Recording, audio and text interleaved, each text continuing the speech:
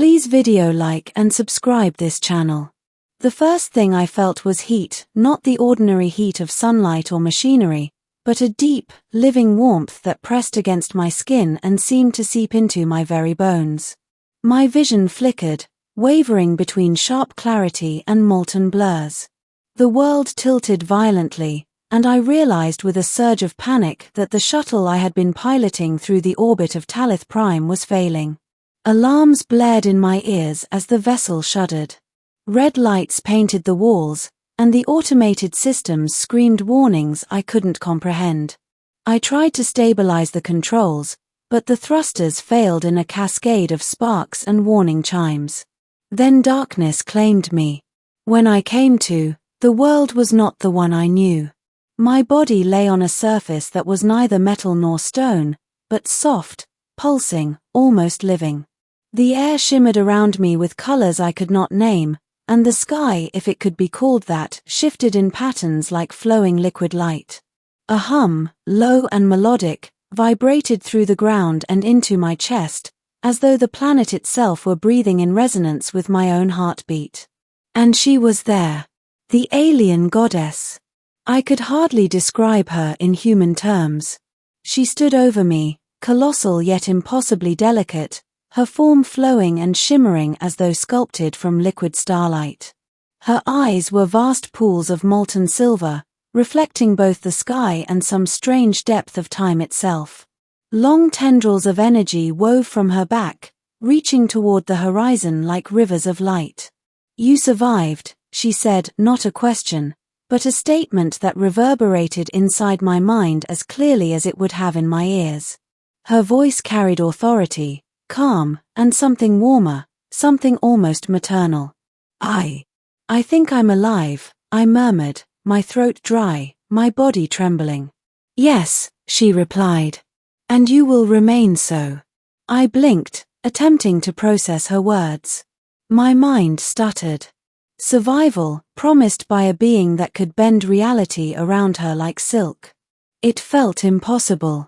The first days, or what I perceived as days, were a blur of recovery. She moved around me with deliberate care, her hands hovering over my body without touching, yet I could feel the energy flowing from her, knitting torn tissue, clearing burns and fractures, and soothing the panic that still pulsed in my veins. "You are fragile," she said one morning, her voice now soft, almost contemplative. "Yet there is resilience in you. That is why I chose to preserve you." "Why me?" I asked, finally finding the courage to speak. "There were others. Why not them?" Her silver eyes focused on me, and for the first time, I felt the weight of eternity in her gaze. "Because your essence carries the potential to influence what is to come. Others would have perished, as the cycles demand. You are different. You are not bound entirely by fate, yet fate has allowed you this moment." I swallowed hard, realizing I was in the presence of not just a deity, but a being who perceived reality in ways humans could barely comprehend. As I regained strength, she guided me through her realm. The landscape was alive, forests of crystalline flora pulsed with energy, rivers flowed not with water but with shimmering particles of light, and creatures that seemed woven from starlight glided silently across the horizon. Time itself appeared to bend, accelerating in some places, slowing in others. "You must understand," she said as we walked along a pathway of glowing stone, "your survival is not just physical. You must learn to navigate the energies of this world, to attune your mind and body to its rhythms. Only then can you fulfill the purpose that fate has given you." Purpose. The word echoed inside me. I was still human, still fragile, still terrified. And yet, I could feel her power flowing into me, lending me strength, clarity, and a strange courage I had never known. The first challenge came sooner than I expected. One evening, while exploring a plateau that overlooked a luminous valley, the ground trembled violently.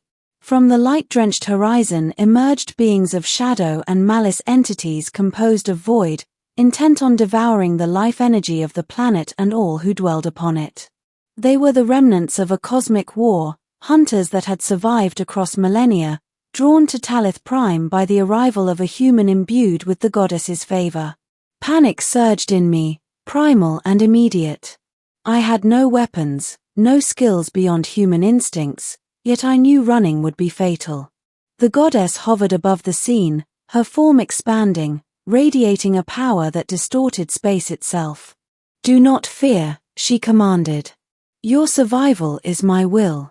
Trust yourself, and act."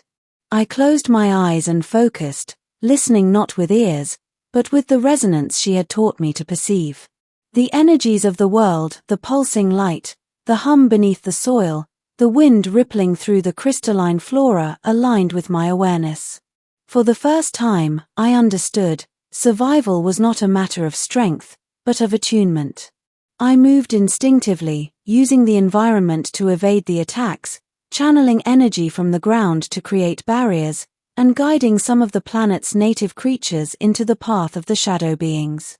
The goddess's presence amplified my actions, lending precision and speed beyond human capacity. Together, we turned back the threat, sending the hunters retreating into the void.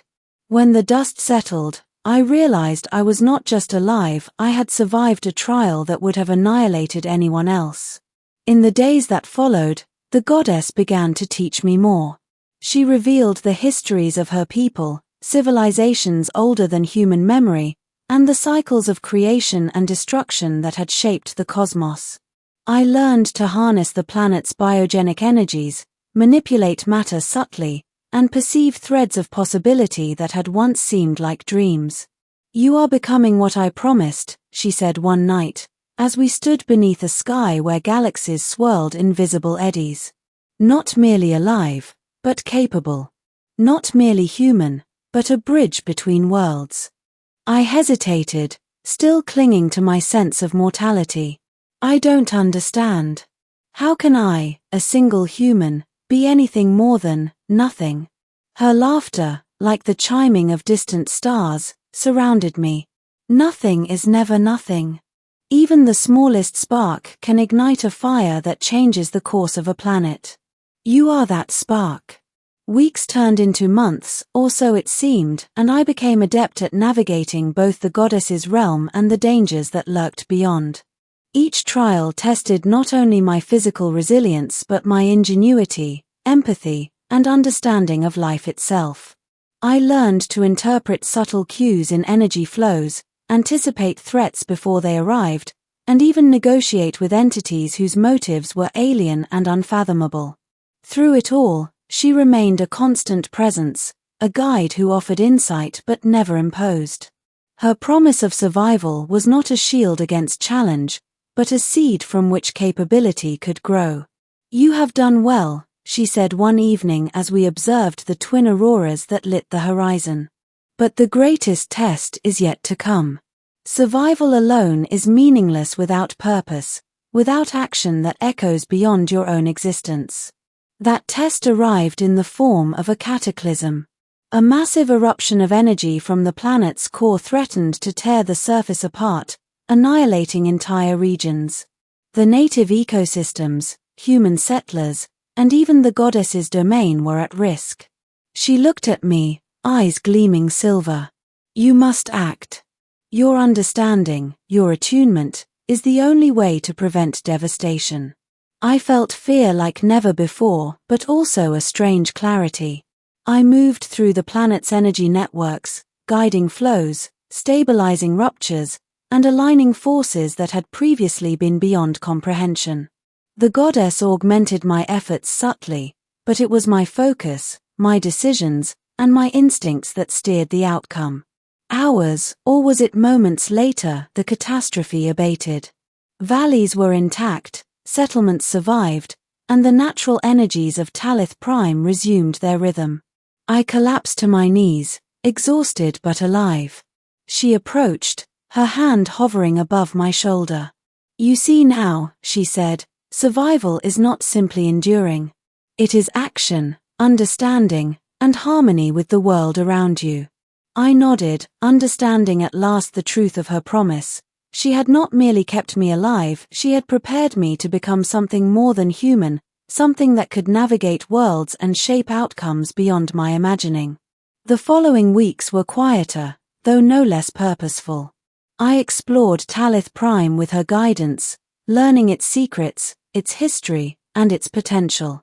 We established connections with settlers, restored ecosystems, and ensured that the balance of life would endure. The goddess, though omnipotent in her own right, trusted me increasingly to act independently, to make decisions that reflected not only survival, but wisdom. One evening, as we watched the planetary suns dip below the horizon, she spoke softly. "You have kept the promise I made when you first lost consciousness.